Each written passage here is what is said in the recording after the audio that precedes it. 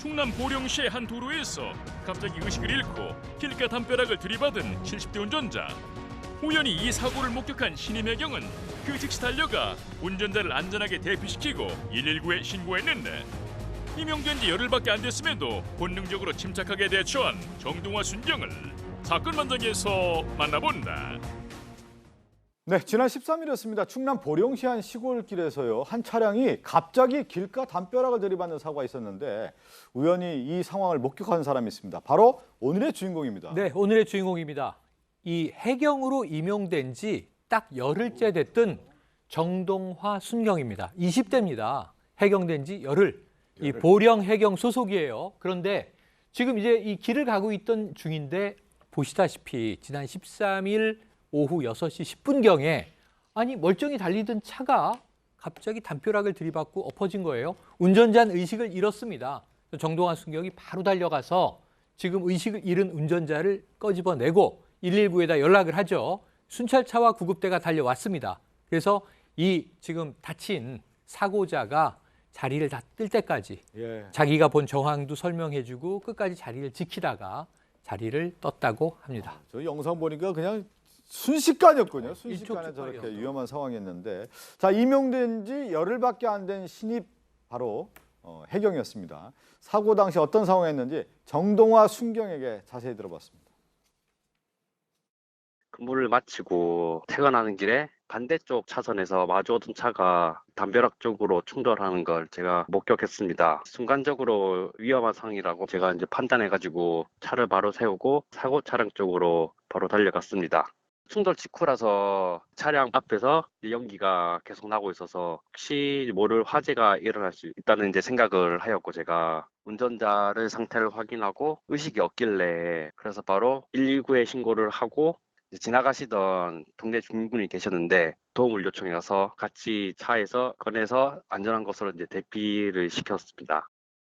좀 영상이 깨끗하게 들어오지만 네. 순식간에 오면서 이렇게 빠른 속도로 와서 담벼락을 그대로 들이받았거든요. 이게 의식을 잃은 상황에서 저런 사고는 엄청나게 위험하거든요.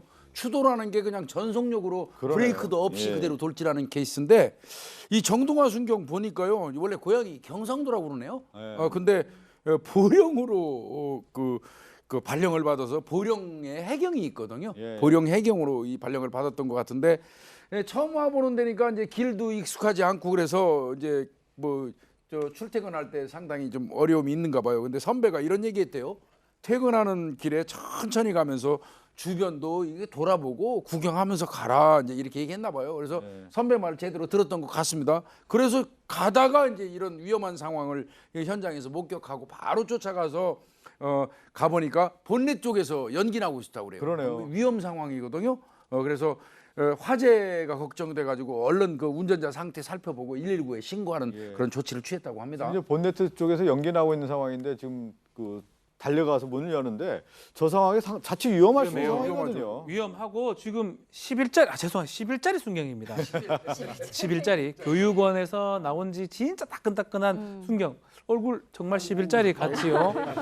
근데 사실은 교육 받은 대로 해야 되긴 해야 되는데 좀 두려웠다고 해요. 그래도 연기도 나고 만약에 뭔가 큰일이 날 수 있기 때문에 그렇지만 받은 대로 딱 교육받은 그대로 침착하게 사고에 대처를 했기 때문에 그 운전자를 구조할 수 있었다고 이렇게 얘기를 합니다. 예, 뭐 이제 시골길 지나 보면 뭐 차나 사람이 많지 않아서 큰 사고도 없지만 또 상대적으로 봤을 때 만약에 사고 났을 때 그냥 그대로 방치될 수 있는 그런 상황 아니겠습니까? 이 정동화 순경은 사고 목격 후에 어떻게 대처했는지 자세히 들어봤습니다. 그분이 연세가 좀 드신 분이었어요. 처음에는 이제 의식이 없었었는데 대피시키기 위해서 제가 이제 할아버지 계속 부르면서 가벼운 손짓으로 할아버지를 이제 두드리면서 계속 의식을 찾으려고 깨웠거든요. 그 와중에 이제 의식을 조금 찾으셔서 그때 이제 바로 이제 차례에서 꺼내서 다른 곳으로 이동시켰습니다. 그 동네 주민분이 아시는 분이었나 봐요. 그분이 하시는 말씀이 원래 당뇨가 좀 있으시고 몸이 좀 안 좋으셨대요. 그래서 평소에는 운전을 잘 안 하시는 분이었는데 이렇게 운전을 하시다가 이렇게 된 것 같다고 말씀을 하시더라고요. 할아버지 이제 깨웠는데 의식이 돌아왔는데 정작 그 할아버지는 왜 사고가 났는지 몰랐다는 거잖아요. 정동원 순경이 일단 저 차에 가서 보니까 할아버지가 의식을 잃고 쓰러져 있는 거예요. 그래서 계속 좀 전에 말씀하셨던 것처럼 할아버지 하고 계속 깨웠더니 다행히 금방 좀 의식을 회복하셨다고 해요. 근데 문제는 의식은 회복하셨는데 도대체 사고가 왜 났는지 전혀 모르겠다라고 얘기를 하셨다고 해요. 근데 예. 천만다행이고 우리 사고 보면 굉장히 컸잖아요. 근데 할아버지가 그래도 다행히 안전벨트를 하고 계셔서 큰 부상은 입지 않은 상황이었다고 합니다. 그래서 일단은 신고를 했으니까 이제 경찰차 구급차가 오는데 먼저 경찰차가 와서 일단 저런 사고가 나면 의무적으로 경찰은 음주 검사부터 합니다. 예, 예. 당연히 이제 음주 상태는 아니었고요. 그리고 나서 이제 그러니까 구급차가 도착을 해서 구급차에서 치료받는 모습을 이렇게 쭉 보고 있었는데 이제 그 당시에 이제 경찰이 이제는 할아버지 완전히 괜찮으니까 가도 된다라고 해서 이제 귀가를 했다고 합니다. 그런데 저 상황이 되면 저 할아버지 뭐 연락처나 이런 것들 아니면 할아버지가 이쪽 연락처를 물어보는 상황이 됐었어야 되는데 너무 경황이 없어서 어르신 연락처도 받지 못했고 지금 본인 연락처를 드릴 생각도 못했는데 무사하시다고 하니까 너무나 다행이다 이렇게 지금 소감을 밝히고 있습니다. 저게 저 영상 보면 이제 블랙박스 영상들인데 요즘에 블랙박스 영상들이 대부분 저렇게 깨끗하고 확실하게 확인할 수 있는 그런 자료가 되는데 또 이 일이 이제 세상에 어떻게 알려졌나 봤더니 그 같은 해경 동기가 네. 알려졌다면서요? 이거 지금 묻힐 뻔했습니다. 네. 완전히. 왜냐하면 정동화 순경이 저 해경이고요. 이렇게 신분을 밝히지 않았어요. 119와 경찰차에 이름과 연락처만 줬어요. 예. 왜냐하면 목격자니까 혹시 필요한 일 있으면 연락하십시오.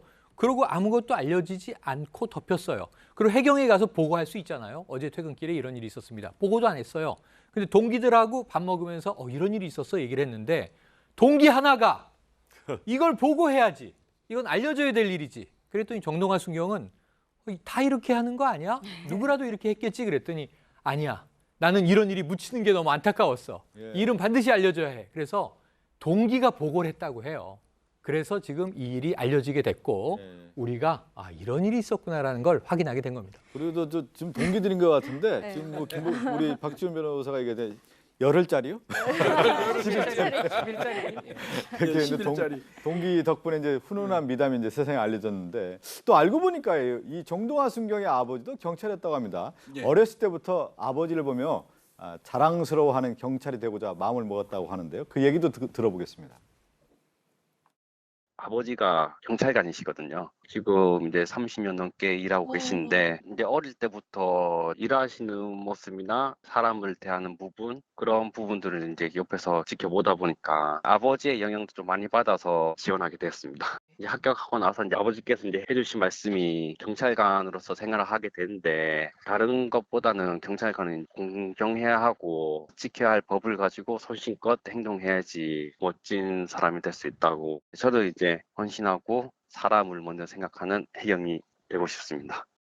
아버지 입장에서도 뿌듯할 것 같아요. 자기 자식이 자기 그 자랑스러워하면서 그런 어떤 직업을 이어간다는 게 얼마나 뿌듯한 일입니까? 그러니까 아버지는 이제 이른바 이야기하는 육지 경찰이에요.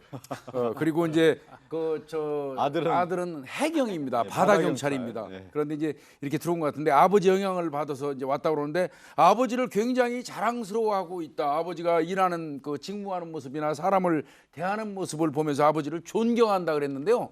이분 복 받은 분이에요. 자식한테 존경받는 아버지처럼 행복한 사람은 없습니다. 그러네요.